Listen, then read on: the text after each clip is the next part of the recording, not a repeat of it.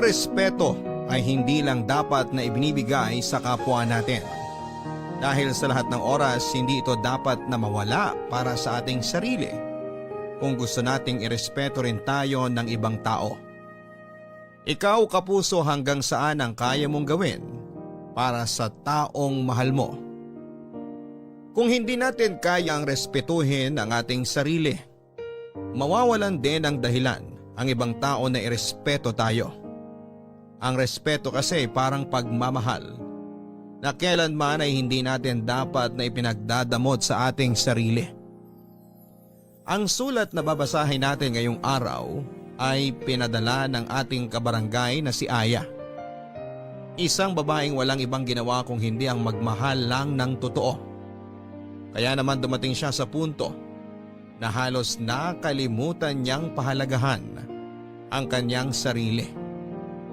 Ang palagi lang kasi niyang iniisip ay kung paano magiging masaya ang taong minamahal niya. Hanggang sa dumating ang araw na siya na mismo ang makaramdam na hindi na tama ang pagmamahal na ibinibigay niya sa kanyang karelasyon. At kung kailan handa na siyang piliin ang sarili niya, saka naman siya mahihirapan dahil ayaw na siyang pakawalan ng karelasyon niya. Gusto mo na bang makilala si Aya at marinig kung paano siya nagsakripisyo para lamang sa taong mahal niya? Handa ka na bang mainis at maiyak sa kwento ng buhay niya? Kagaya ka rin ba niya na todo-todo kung magmahal? Yung tipong wala nang tinitira na pagmamahal at respeto para sa sarili mo? O mas pipiliin mong makalaya sa isang relasyon na ikaw na lang mag-isa ang nag-e-effort? Si Aya kaya, paano niya na-realize na mali na ang paraan niya ng pagmamahal? Nagsisi kaya siya na sarili naman niya ang pinili niya kesa sa taong mahal niya? Malalaman natin ang landas na pinili niya dito sa mga kwento ng pag-ibig, buhay at pag-asa sa nangungunang Barangay Love Stories. Dear Papa Dudut, kapag nagmahal tayo ng ibang tao ay hindi natin sila dapat na minamahal ng higit pa sa ating sarili. Dahil pwedeng unti-unti nating makalimutan na irespeto ang sarili natin kapag sinimulan na nating paikutin ang ating mundo sa ibang tao. Magandang araw, Papa Dudut, at sa mga kagaya ko na palaging nakikinig sa live stream ng inyong programang Barangay Love Stories. Itago niyo na lamang po ako sa pangalang Aya. 25 years old, taga Negros Occidental at nagnenegosyo ng mga beauty product. Matagal niyo na rin po akong tagapakinig at dahil halos lahat ng kwentong inyong iniere ay talaga namang nakapag-iiwan ng malaking aral sa buhay. At dahil alam ko na may aral din itong kwento ng buhay ko ay naisipan ko na itong ibahagi sa inyo. Nasa first year college ako, Papa Dudut, nang makilala ko si Jed. Magkaiba kami ng kurso pero may ilang subject na magkaklase kami. Madalas siyang tumatabi sa akin kaya naging close din talaga kaming dalawa. Hanggang sa niligawan na niya ako at sinagot ko rin naman siya bago matapos ang second semester namin sa first year. Siya kasi talaga yung tipo ng lalaki, Papa Dudut, na matangkad, gwapo at active sa mga sport activity. Kaya hindi ko na rin pinatagal noon ang panliligaw niya sa akin. At dahil hindi pa pwede kay mama na mag-boyfriend ako, pinakilala ko lang si Jed noon bilang kaibigan at kaklase ko. Mabait namang boyfriend si Jed, makulit siya at palabiro kaya tumagal din ang halos 2 taon noon ang relasyon namin, Papa Dudut.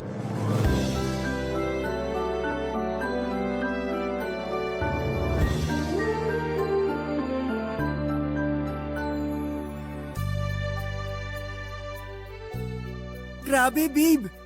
Ang ganda na pagkakasulat mo dito sa reaction paper ko.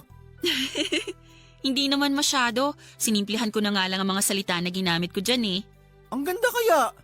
Buti na lang talaga tinulungan mo ko dito. Kasi sobrang tamad ko talaga sa paggawa ng reaction paper eh.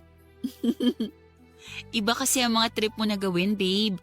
Saka doon ka mas active sa mga subject na may kinalaman sa sport. Kaya kinakatamaran mo lang talaga yung mga ganitong pagsusulat. Sa bagay, tama ka dyan. Pero babe, thank you talaga ha. Alam mo, kanina ka pa nagpapasalamat sa akin. Reaction paper lang yung ginawa ko kaya hindi mo kailangan na paulit-ulit na mag-thank you.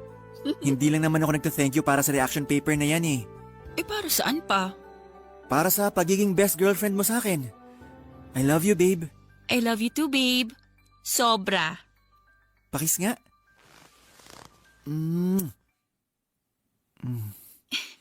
Babe, sandali lang. Bakit? Baka dumating na yung mga kasama mo dito sa boarding house. Mamayang gabi pa sila uuwi. Babe, sandali lang. Itigil mo na muna yung ginagawa mo sa akin. Babe, sabi ng teka lang eh. Ano bang problema mo? Bakit ka sumisigaw dyan? Hindi naman ako sumisigaw. Eh kasi naman, binubuksan mo na tong butones ng blouse ko. Eh ano naman? Boyfriend mo naman ako at girlfriend kita. Magto 2 years na nga tayo tsaka dati na naman natin ginagawa to, babe. Oo nga, pero hanggang bewang lang yung kamay mo dapat. Sinabi ko na yun sa'yo, di ba? Bakit parang gusto mo nang ipasok sa loob ng blouse ko yung kamay mo kanina? Ang arte mo naman, Aya. Akala ko ba mahal mo ko? Mahal kita, Jed. Alam mo naman yun. Kung mahal mo ko, bakit nag-iinerte ka ngayon? Magdadalawang taon na tayo magkarelasyon pero parang wala ka pa rin tiwala sa akin. Babe, alam mo namang hindi totoo yung sinasabi mo. Mula nung unang araw na maging tayo, malaki na ang tiwala ko sa'yo. Babe, huwag ka nang magtampo. Payakap nga ako sa babe ko. Kung mahal mo talaga ako, ibibigay mo ang gusto ko. Aya, matagal naman na tayo magkarelasyon. Baka naman kahit isang beses lang subukan natin gawin to. Normal naman to eh. Di ba nga sabi nila, pinapatibay daw ng sex ang relasyon ng dalawang taong nagmamahalan. Kaya kapag ginawa natin yun, sigurado ako na mas lalong titibay ang relasyon nating dalawa.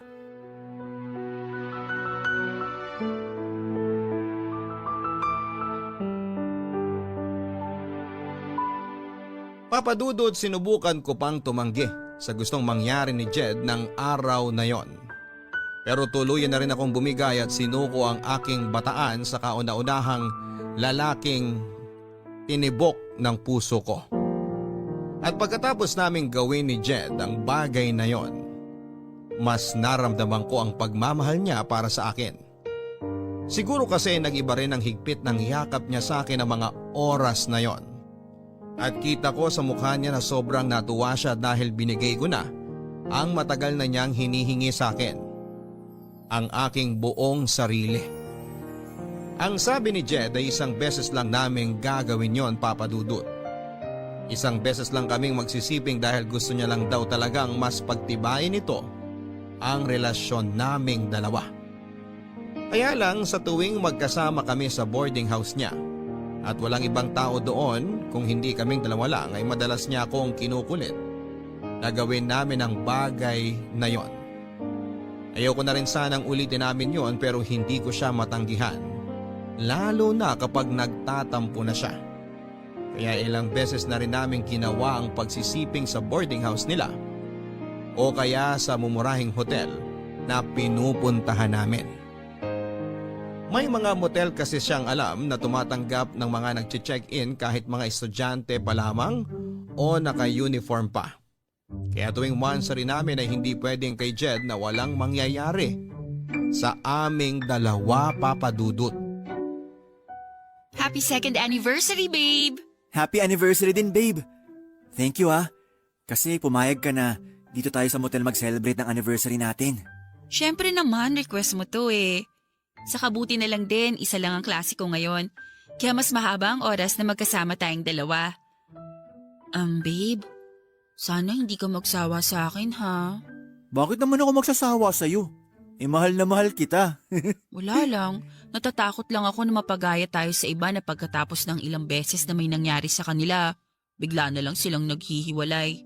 Huwag kang mag-alala. Hindi ako kagaya ng mga nababasa mo sa pocketbook o napapanood mo sa teleserye.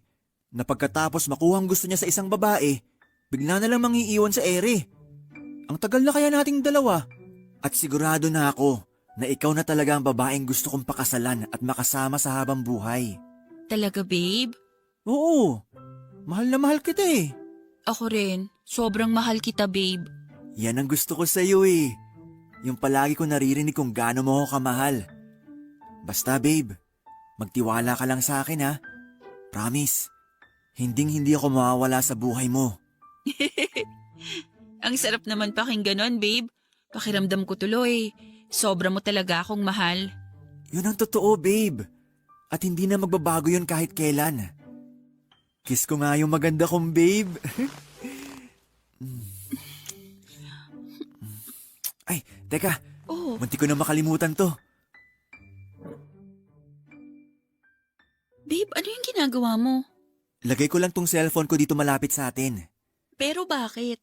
Kasi gusto ko makuna ng video tong gagawin natin. Babe, ayoko ng ganyan. I-off mo na yung cellphone mo. Ngayon ko lang naman gagawin to. Pagbigyan mo na ako. Pero ayoko nga ng ganyan. Hindi nga ako komportable na mapanood ang sarili ko sa video eh. Tapos ire-record mo pa tong ginagawa natin? Eh di wag mong panoorin to, babe. Ginagawa ko lang naman to kasi second anniversary natin ngayon. Gusto ko lang ng souvenir sa espesyal na araw na to. Pwede naman na ibang video na lang ang kunan mo sa ating dalawa. Huwag na tong ginagawa natin dito sa kama o sa loob ng motel. Baka mamaya kumalat pa yan eh. Bakit naman to kakalat? Wala ka pa rin ba talagang tiwala sa akin hanggang ngayon? Ano bang akala mo, babe? Ipagkakalat ko tong video nating dalawa? Grabe ka naman mag-isip sa akin. Hindi naman sa ganun. Nag-aalala lang ako na kung anong pwedeng mangyari na hindi maganda. Ang dami-dami nating napapanood sa balita tungkol sa kumakalat na malaswang video at ayoko na mangyari sa atin yun. Hindi mangyayari yun sa atin, basta magtiwala ka lang. Para lang naman sa mga mata ko tong video na i-record ko. Gusto ko lang na may maisave ako na kakaiba at magandang alaala nating dalawa. Siyempre, espesyal tong araw na to para sa akin, babe. Kaya pumayag ka na, please. Ngayon lang to sa anniversary natin. Promise. Sige na nga. Basta ilayo mo na lang yung cellphone mo. Kasi naiilang talaga ako na may camera na nakatapat sa ating dalawa ngayon eh.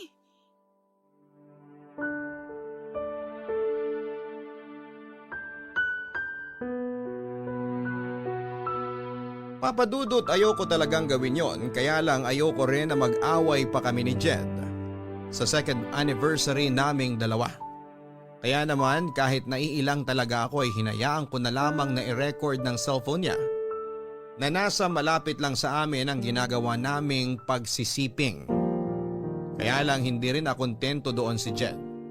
Kinuha niya rin ang cellphone na yon at hawak niya yon habang nire-record ng malapitan ang ginagawa naming kalaswaan noon. Sobrang naiilang at nahihirapan akong kumilos noon. Pero dahil gusto ko siyang pagbigyan ay naging sunod-sunuran na lamang ako sa lahat ng gusto niyang mangyari ng araw na yon. Kahit labag pa yon sa kalooban ko. Ang totoo, Papa Dudut, ay lumaki ako sa medyo konserbatibong pamilya. Wala na akong papa at tanging si mama na lamang ang nag-aalaga sa aming 4 na babaeng magkakapatid. Pangalawa ko sa aming 4 at nagtatrabaho na noon sa abroad ang ate ko. Hindi naman naging mahigpit sa pag-aalaga at pagpapalaki sa aming magkakapatid ng mama ko. Pero hindi siya nagkulang sa pagpapaalala sa amin na maging maingat kami sa aming mga sarili. At sana raw ay huwag naming hayaan na makagawa kami ng pwede naming ikapahamak. Alam ko naman na mali talaga na hinayaan ko si Jed na kuhanan ng video ang ginagawa naming kalaswaan. Pero malaki kasi ang tiwala ko sa kanya. Pinanghawakan ko ang pangako niya na hindi niya yon sisirain. Hindi porke madalas nating kasama ang isang tao ang ibig sabihin ay lubusan na natin silang kakilala. Dahil ang ugali ng tao ay parang panahon na anumang oras ay pwedeng bigla na lang magbago. Yun ang sabi nila, Papa Dudut, na napatunayan kong totoo dahil sa biglang pagbabago ng ugali ng boyfriend kong si Jed. Nasa first semester na kami sa 4th year noon nang maging mainitin ang ulo niya. Madalas na malate lang ako ng konti sa date namin ay sinisigawan na kaagad niya ako o nagwo-walk out siya. May mga oras din na nakapagbibitaw siya ng masamang salita sa akin. O kaya ay minumura niya lang ako bigla kahit pa sa harapan ng maraming tao kapag nababad trip siya. Kahit nga rin sa tawag o text ay palagi ako nakakatanggap ng mura sa kanya. Naging madalas din ang pagsiselos niya kahit makita niya lang na may kausap akong lalaking kaklase ko.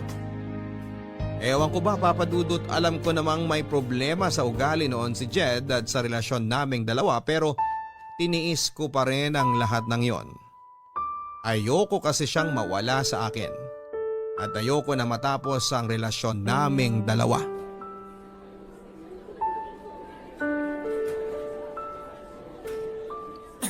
Halika! Halika dito! Aray ko! Aray! Aray ko, babe! Nasasaktan na ako! Masasaktan ka lalo sa akin kapag hindi ka tumigil sa kakasalita mo dyan. Bitiwan mo nga kasi yung braso ko! Hindi naman ako lalayo sa'yo! O ayan, Aray! Hindi mo naman ako kailangang itulak! alam mo ikaw, ang arte-arte mo. Binitawan lang kita tapos sasabihin mo na tinulak na kita. Ano na naman ba kasing problema mo at parang sa akin mo binubunton yung init ng ulo mo? Hindi ko binubunton sa iyong init ng ulo ko. Dahil ikaw mismo nagpapakulo ng dugo ko ngayon sa galit. Ano na naman bang ginawa ko sa'yo? Ano, Aya?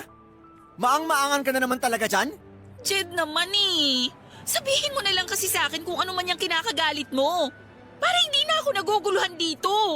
Ang galing mo rin talaga umarte, no? Akala mo ba hindi kita nakita kanina sa kantin? Nakikipagharutan ka kay Albert. Ako? Nakikipagharutan sa kanya? Bakit ko naman gagawin yun? Jed, kaya lang naman kami magkasama ni Albert. Kasi kagrupo namin siya ni Tess sa thesis namin. Ayan! Diyan yung nag-uumpisa, di ba? Yung kunwari gagawa kayo ng thesis. Pero ang totoo, naglalandian na kayong dalawa. Saan mo ba napupulot yung mga sinasabi mo na yan? Bakit? Hindi ba totoo? Siyempre hindi. Bakit ko naman gagawin yun? Boyfriend kita. At malaki ang respeto ko sa relasyon nating dalawa. So kapag hindi mo pala ako boyfriend, plano mo talagang landiin yung Albert na yon? Jed naman, ano ba? Saan ba talaga pupunta tong usapan na to? Tapatin mo nga ako, Aya. Type mo si Albert kaya lagi ka nagpapakyut doon, no? Ano na naman ba yung sinasabi mo? Alam mo, hindi na kita maintindihan. Saka yung takbo ng utak mo kasi... Aray ko, Jed! Bakit mo naman ako sinampal? Kasi isang tanong lang ang binigay ko, pero ang dami mo nang sinabi. Aya! Ano ba nangyayari dito? Wala, Tess. May pinag-uusapan lang kami ni Jed. OMG! Bakit dumudugo yan labi mo?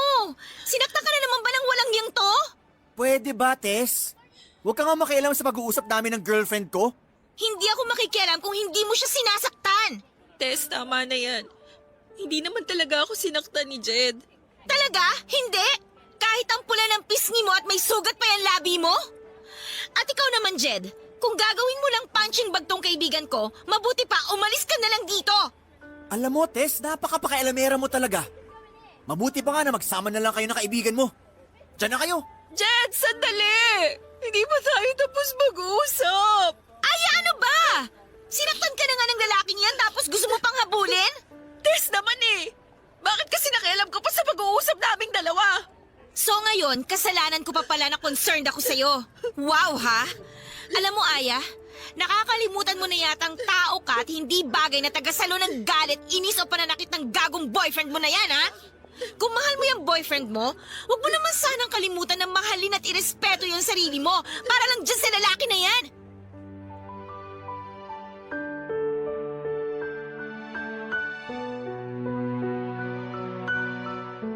Papadudot, alam ni Tess na hindi yun ang unang pagkakataon na nasaktan ako ng pisikal ni Jed, kaya naman grabe rin talaga ang inis niya sa akin ng araw na yon. Ilang beses na niya kasi akong pinayuhan na hindi na raw healthy ang relasyon namin kaya dapat ay makipaghiwalay na ako dito. Pero ilang buwan ko pang tiniis ang ugali na yun ni Jed. Wala mahal ko talaga siya. At malaking bagay din talaga yung si Jed, ang kauna-unahang lalaking nakasiping ko. Aaminin ko na ang iniisip ko noon kaya ayoko makipaghiwalay sa kanya ay wala ng ibang lalaki ang magkakagusto sa akin kasi nga hindi na ako virgin. Na si Jed na ang gusto kong makasama sa habang buhay Kasi sa kanya ko ibinigay sa kauna-unahang pagkakataon ng sarili ko na gusto kong pilitin na ayusin ang relasyon namin dahil ayokong mawala siya sa buhay ko. Kaya lang papadudot lahat naman tayo ay marunong mapagod sa pagtitiis hanggang sa makaramdam na lang tayo na gusto na nating sumuko. Dahil dumating din po ang point lalo na nang muli akong masaktan ni Jed dahil isang kaklase ko naman ang pinagsilosan niya. Nasampal niya ako kasunod ng malulutong na mura at masasakit na salita. Kaya na mga oras na yon ay hindi na ako nakapagpigil at tinapos ko na ang relasyon naming dalawa. Nakita ko ang biglang pagbabago noon sa mukha niya na parabang nagulat siya at nagsisi sa ginawa niya sa akin. Pero dahil pagod na akong magtiis, hindi ko na siya binigyan pa ng isang pagkakataon na ayusin ang relasyon namin, Papa Dudut.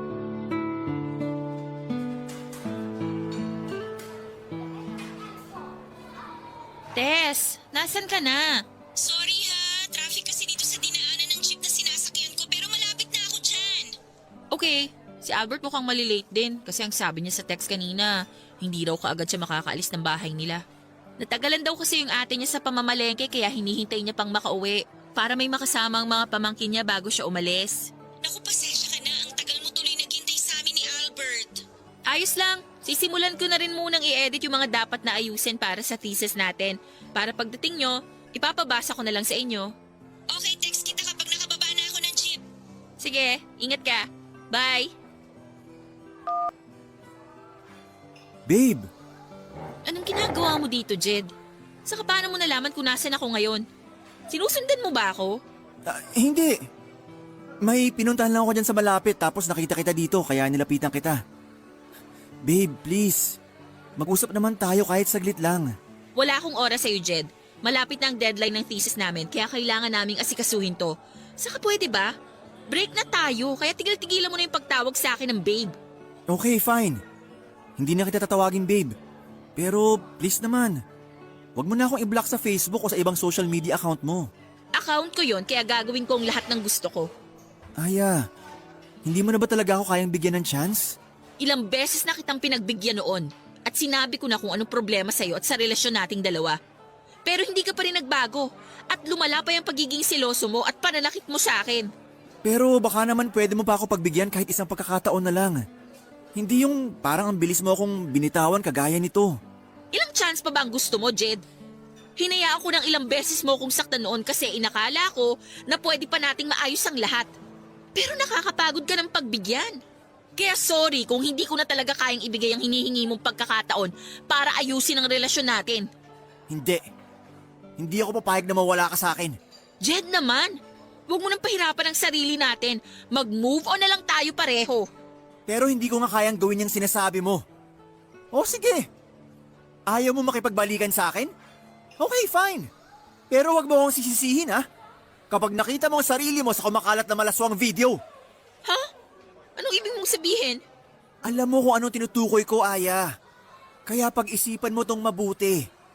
Makikipagbalikan ka sa akin? O may malaswang skandal mo nakakalat sa school natin?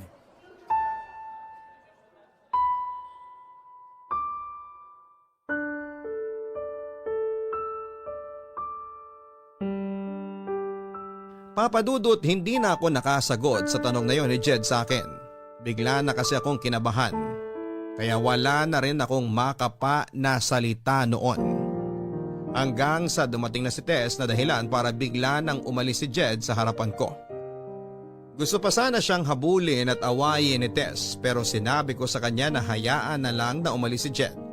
Dahil wala naman siyang ginawang masama sa akin. Hindi ko sinabi kay Tess ang pagbabantang ginawa ni Jed, Papa Dudut, dahil nahihiya ako na malaman niya na pumayag ako sa pagbivideo na gusto ni Jed noon. Pero napansin niya na may gumugulo sa isipan ko ng mga oras na yon. Nang tanungin niya ako tungkol doon ay sinabi ko na wala lang yon, kaya huwag na akong alalahanin pa. At nang dumating ang isa pa naming kagrupo sa thesis na si Albert ay pinilit ko ang sarili ko na mag-focus sa dapat naming gawin at pag-usapan na tatlo. Sobrang hirap papadudot dahil sobrang nag-aalala ako na baka totohanin ni Jed ang pagbabanta na ginawa niya sa akin ng araw na yon. Nang makauwi ako ng bahay, papadudot, ay hindi pa rin maalis sa isipan ko ang pagbabanta ni Jed tungkol sa video na ginawa naming dalawa. Pero pilit kong kinumbinsi ang sarili ko na hindi naman siguro gagawin ni Jed na ikalat ang video na yon dahil naniniwala ako na kahit papaano ay may respeto at pagmamahal pa rin siyang natitira para sa akin. Kaya lang papadudot, hindi pa rin siya huminto sa panggugulo sa akin. Kapag nakikita niya akong walang kasama sa school, ay nilalapitan niya ako at pilit na kinakausap. Gumagamit din siya ng mga dami accounts sa Facebook para ma-message niya ako at sinasabi niya na balikan ko na siya. Sinubukan ko na pakiramdaman noon ang sarili ko, papadudot, kung may pagmamahal pa ba akong nararamdaman kay Jed na pwede kong gawing dahilan para balikan siya. Kaya lang, wala na talaga. Sadyang napagod na ang puso ko noon na mahalin siya, kaya nagmatigas ako sa desisyon ko na hindi muli pang makipagbalikan pa sa kanya.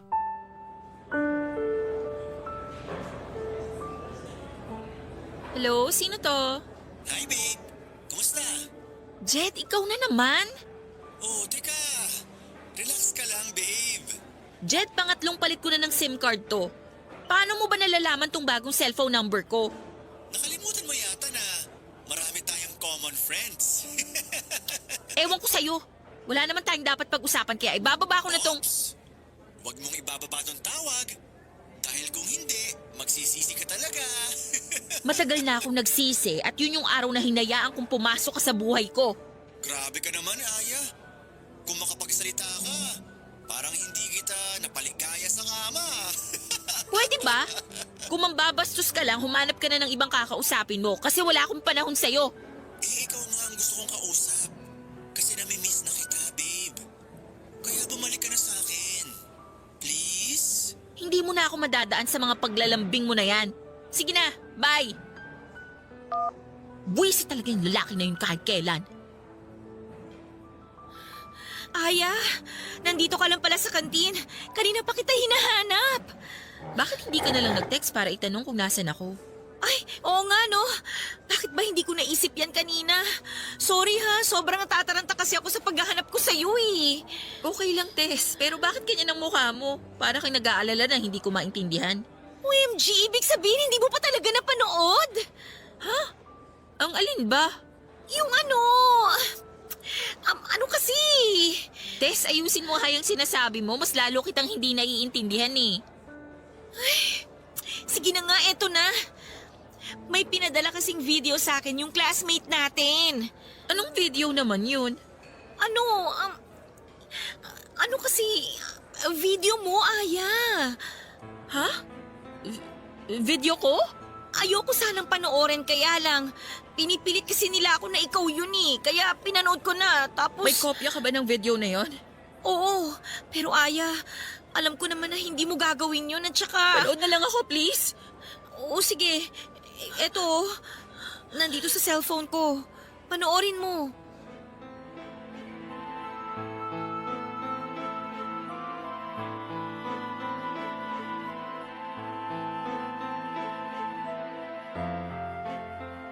Halos maiyak ako nang makita ko ang sarili ko sa video na pinapanood sa akin ni Tess, papadudot.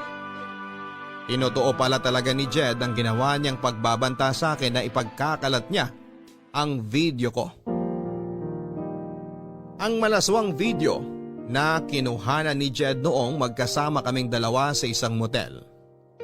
Kaya lang sa video na yon, papadudot, halos mukha at katawang ko lang ang kita dahil edited na yon.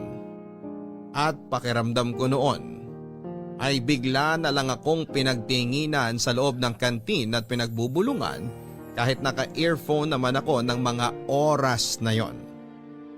Bigla tuloy akong umalis ng kantin at pumunta na lamang sa may likod ng gym kung saan ay sinundan naman ako ni Tess. At dahil itinuring ko siyang totoong kaibigan ay pinagtapat ko na sa kanya noon na ako talaga ang nasa malaswang scandal na yon. At si Jed pa ang kumuha ng video. Sinabi niya na kailangan daw na magsumbong na ako sa mga pulis para maaksyonan daw ang ginawa sa akin ni Jed. Pero syempre hindi ako sumang-ayon, Papa Dudut, dahil una sa lahat, ayokong malaman ni Mama ang ginawa kong kalaswaan, Papa Dudut.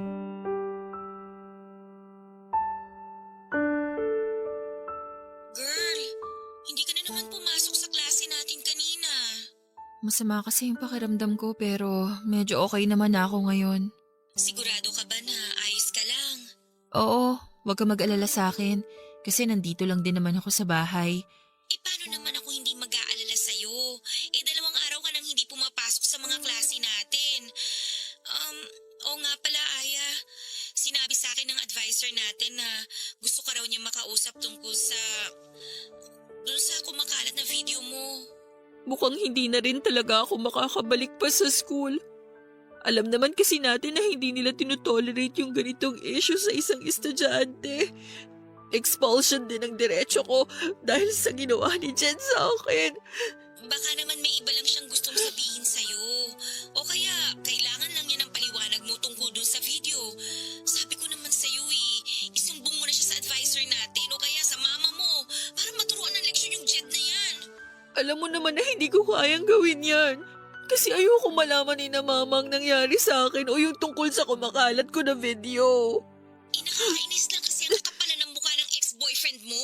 Dapat siyang ma-expel dito sa school natin. Ay, pero Aya, ito payo ko lang naman sa'yo ha.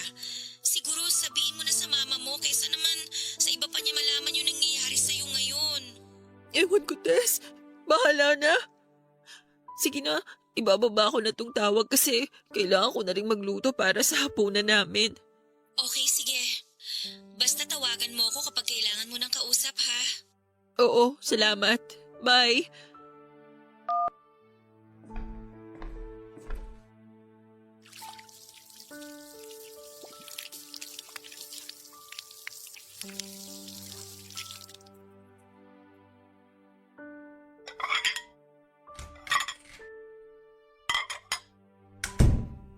Aya? Aya, nasan ka? Ma, bakit po? Magluluto pa lang po sana ako. Magtapat ka nga sa akin. Ikaw ba to? Oh, Ma, sino pong nag-send ng video na yan sa cellphone niyo? sabihin mo sa akin. Hindi naman ikaw to, di ba? Kamukha mo lang tong babaeng nasa malaswang video na to. Alam ko na hindi ikaw to kasi hindi mo magagawa ang bagay na to. Aya, sumagot ka! Sabihin mo sa akin na hindi ikaw to. Nakahawig mo lang tong babae kasi sigurado ako na hindi mo naman kayang gawin to, hindi ba? Hindi ba tama ako? Tama ako na mali ang mga kapitbahay natin sa chinichismis nila tungkol sa'yo? Sabihin mo sa akin na hindi sila nagsasabi ng... I'm sorry. Sorry po. Sorry po, Mama. Bakit ka nagsasorry? Aya, ako sabihin na ikaw talaga tong nasa malaswang video na to. Opo, Mama. Ako po, pero hindi ko naman po ginusto. Hindi kang babae ka! Paano mo nagawa to sa sarili mo?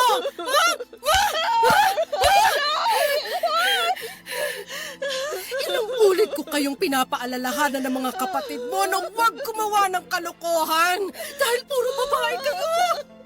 Tapos eto ka, nagpapavideo ng mga kalaswa ang ginagawa mo? Mama, hindi ko naman po ginusto na kumalat yung video na yan. Kahit na, napakalanti mo pa rin. Napakalaswa mong babae. Hindi mo na ginalang ang sarili mo. Hindi mo na nirespeto yung katawan mo. Nakakahiya ka. Nakakahiya kang anak. Kinakahiya kita at yung kahihiya na ginawa mo sa sarili mo.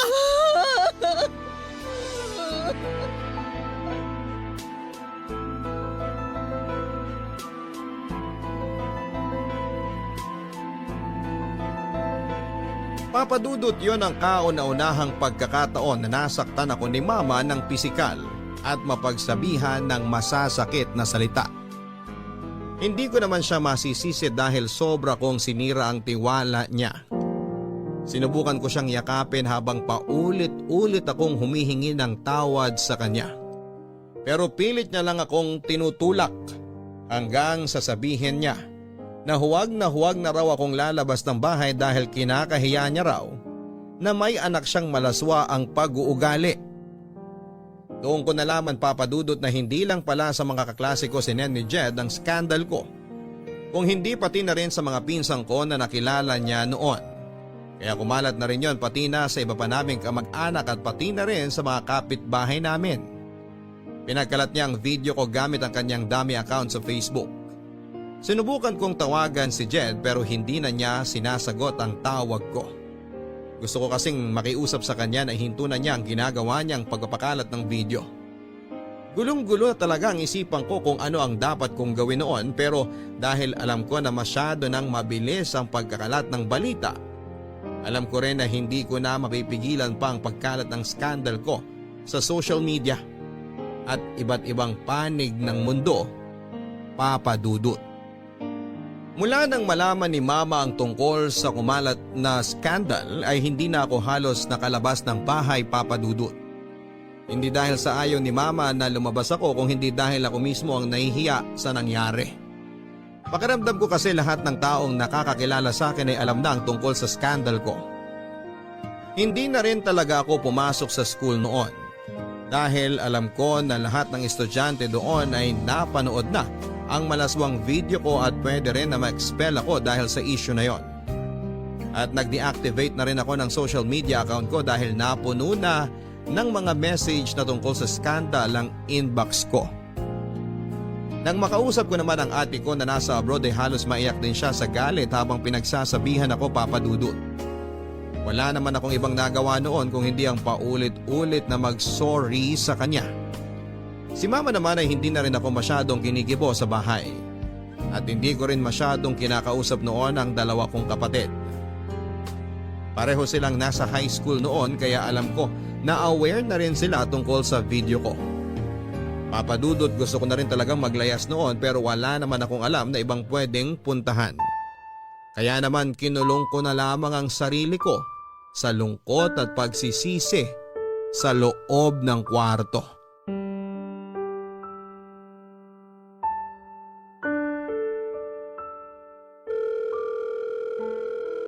Sagutin mo na yung tawag ko, please. Oh, babe! Napatawag ka! Na-miss mo ako? Walang hiya ka, Jed! Bakit mo ginawa yon? Ha? Ang alin? Huwag ka nang mag-deny dyan. Alam ko naman na alam mo kung anong tinutukoy ko. Ah! Yung tungkol ba to sa scandal mo? In fairness, babe sexy mo dun. Parang sarap na sarap ka habang nakikipag-ano ka sa video na yun. Napakasama mo talaga, Jed! Oh, bakit? Anong masama sa sinabi ko? Totoo naman, diba? Ang lakas kaya ng ungol mo dun sa video. Ikaw naman kasi, babe. Bakit ka naman kasi pumayag na magpakuha ng video? Ayun tuloy. Napanood na ng ibang tao kung gaano ka kahilig sa sex. Tigilan mo na nga yung pagtawag sa akin ng babe! Ang kapal din naman talaga ng mukha mo na sabihin sa akin yan! Alam ko naman na ikaw ang nagpakalat ng video ko na yon! Oh, teka lang. Hinay-hinay ka sa pagbibintang mo. Kasi wala ka namang katibayan dyan. Ang kapal talaga ng mukha mo na magbaang-maanga pa dyan! Bakit? Totoo naman hindi ko nga alam kung ako ba talagang kasama mo dun sa video eh. Jed, pwede ba? Ikaw lang naman ang lalaki na kagalaw sa akin at alam mo yon! Kaya huwag kang mag-imbento ng kwento dyan! Aya, paano ko naman masisiguro na ako talagang kasama mo sa video na yun? Mukha mo at katawan mo lang naman na nakikita dun.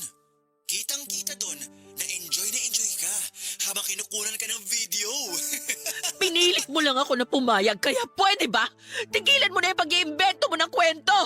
Kung napilitan ka lang talaga, bakit ang lakas ng ungol mo dun sa video? Hindi ba dapat nagpupumiglas ka?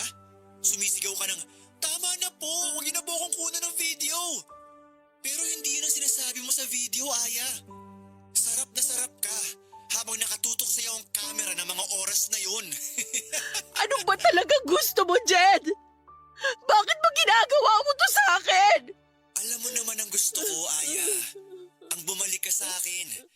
Pero ang arte mo lang masyado Kaya pinaparusahan kita.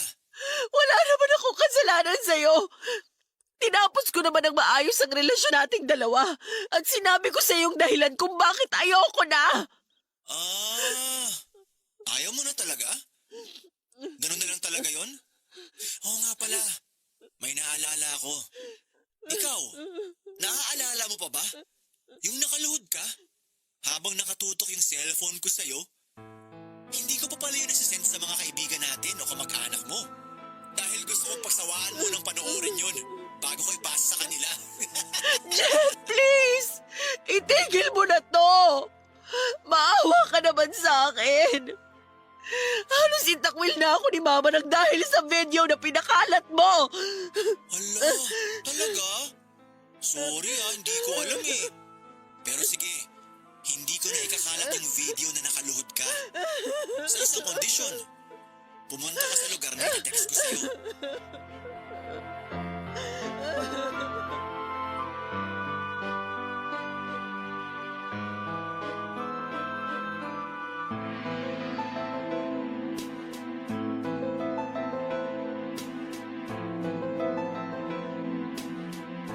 Papadudot gustong makipagkita ni Jed sa akin sa isang motel para raw makapag-usap kami.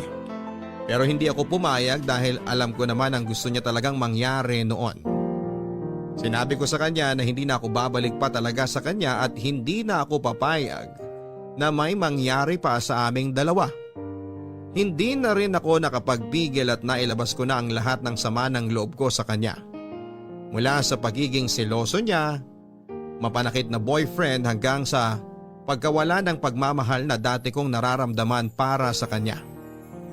Naramdaman ko rin ang galit niya noon sa boses niya at muli akong pinagbantaan na ipagkakalat niya ang isa ko pang malaswang video. Nagtapang-tapangan ako at sinabi ko na hindi ako natatakot sa kanya.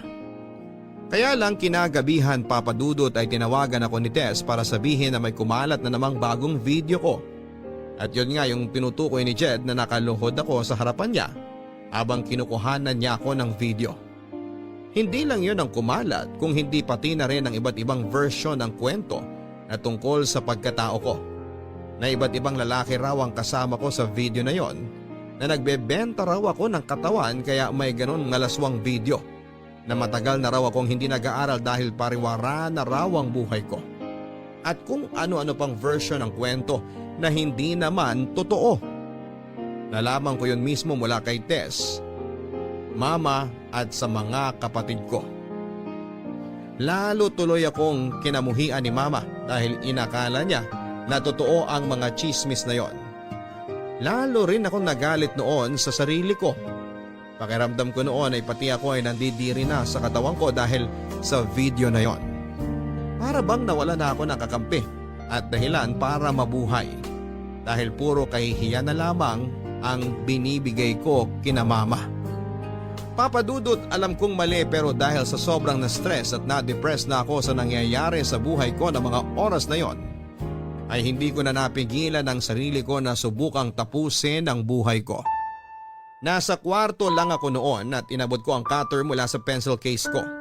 At doon nga ay sinimulan ko ng laslasin ang pulso ko.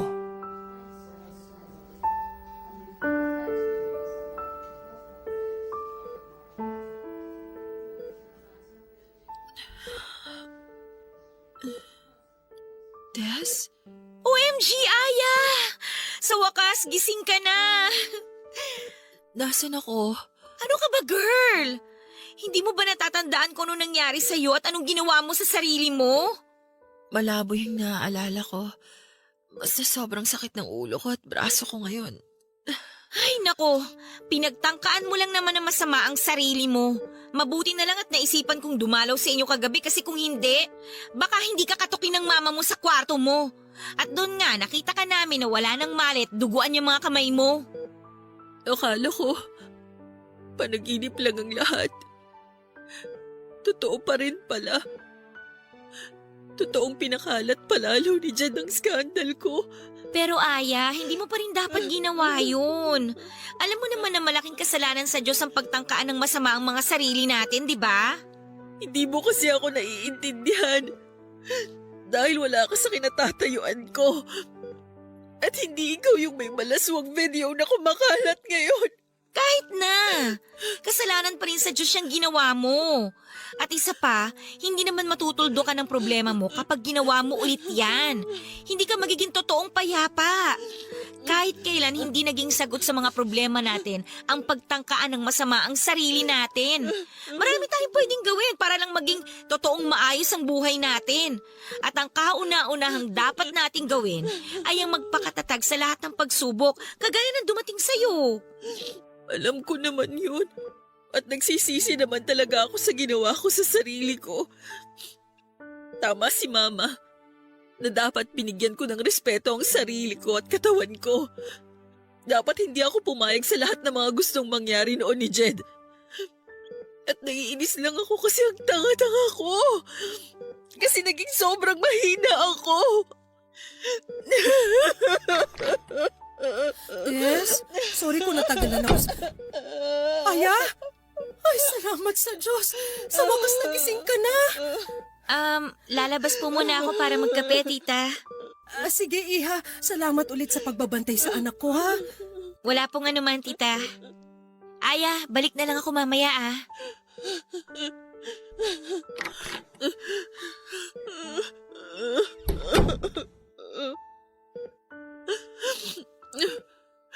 Mama, sorry po. Sorry po kasi binigyan ko na naman po kayo ng problema. Sorry po kasi nagiging pabigat na po ako sa inyo.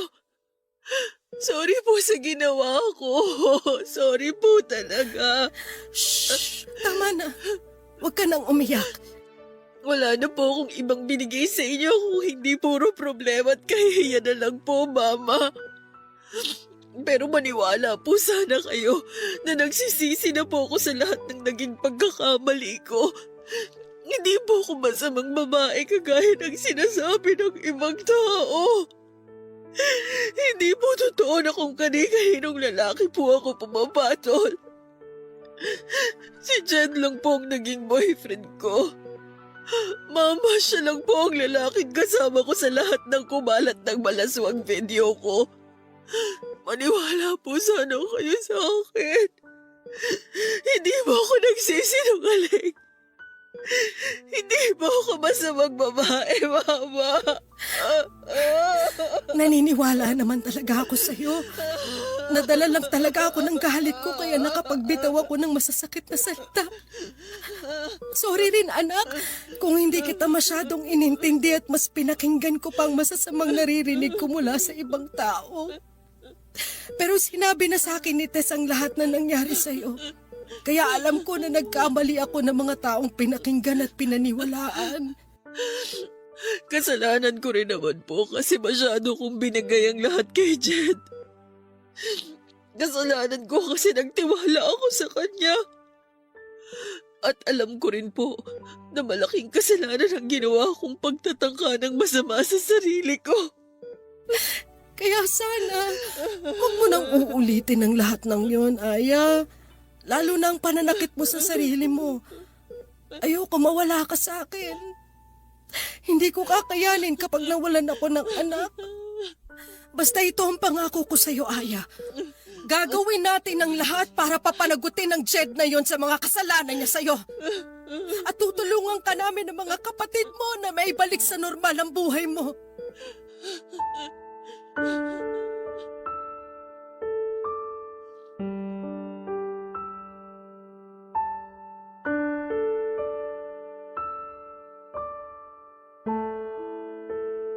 Papadudot nang makalabas ako ng ospital ay naglakas loob na akong sampahan ng kaso si Jed. Gusto ko na rin kasing matapos ang panggugulong ginagawa niya sa akin noon at isa pa, pinaramdam na ni na mama sa akin noon na sosuportahan at tutulungan nila akong maibalik ang normal na buhay ko. Nang magsumbong kami sa mga pulis ay sinabi nila na kailangang mahuli si Jed sa akto ng pamba-blackmail sa akin para tuluyan namin siyang makasuhan tungkol sa pagpapakalat niya ng skandal ko. Kaya naman ang muling mag-text si Jed tungkol sa isa pang video ko na sinasabi niyang ipagkakalat niya. Sinabi ko na makikipagkita na ako sa kanya at papayag na ako sa gusto niyang mangyari. At sa araw na dapat ay pagkikita naming dalawa ni Jed ay doon natapos sa panggugulo niya sa akin dahil kasama ko ang mga pulis na humuli sa kanya.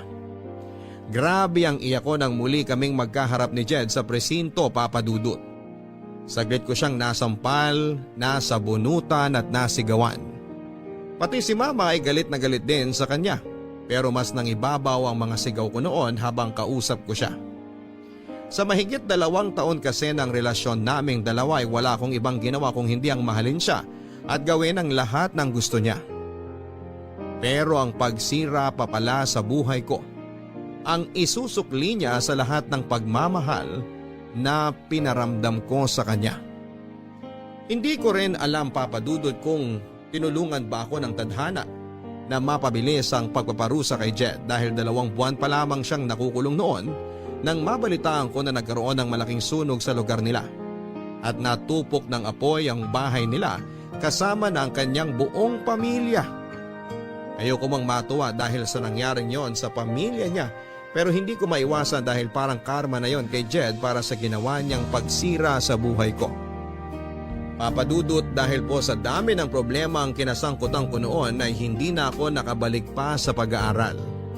Nalaman na rin kasi ng advisor namin at iba pang may mga mataas na katungkulan sa university ang nangyaring gulo sa buhay ko.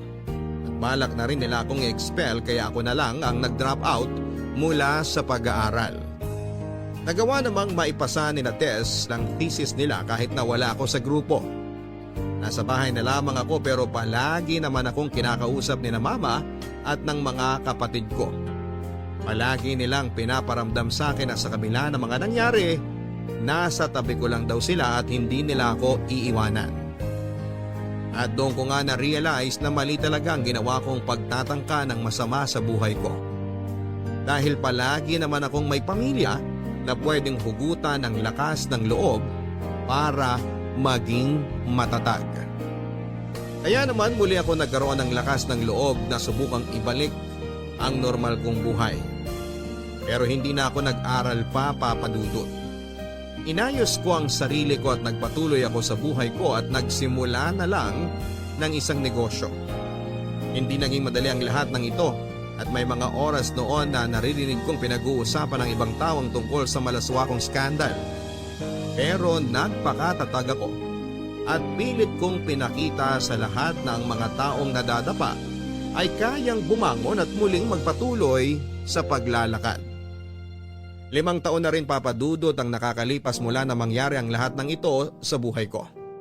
Alam ko na nasa internet pa rin ang ibang kopya ng malalaswakong video pero wala na akong pakialam pa. Kasi hanggang ngayon ay pinagdudusahan pa rin ni Jed sa loob ng bilangguan ng ginawa niyang pagsira sa buhay ko. Hindi ko na mabubura pa ang nagawa kong pagkakamali pero ang mahalaga, hindi ko na yon uulitin pa. Maraming salamat po sa pagbabasa ng sulat ko, Papa Dudut, at sana'y makapag-iwan ng aral sa mga kapuso natin na nakinig sa aking kwento, ang storya ko. Na anumang oras lahat tayo ay pwedeng madapa at magkamali.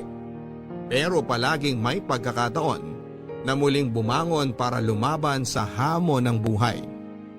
Ang inyong forever kapuso at kabarangay, Aya.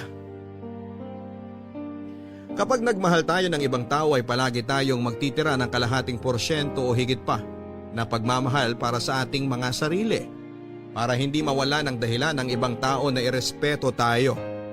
Maraming salamat, Aya, sa pagbabahagi mo ng sulat mo dito sa aming programa. Hindi talaga biro ang pinagdaanan mo sa ginawa sa iyo ng dati mong karelasyon.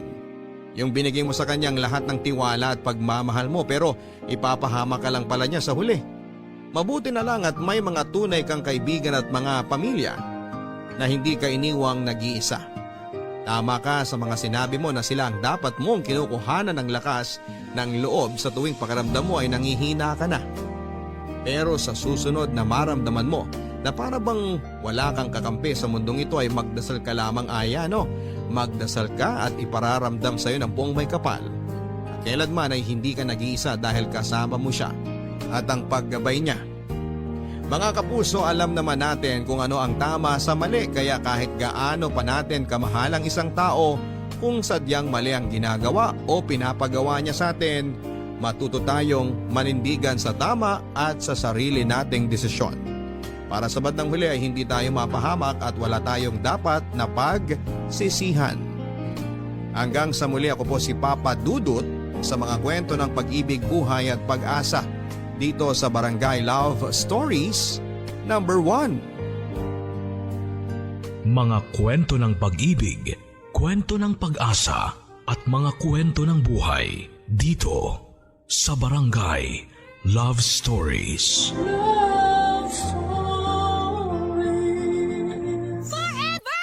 Forever! Nagustuhan ng iyong napakinggan? Ituloy yan via live stream sa www.gmanetwork.com/radio.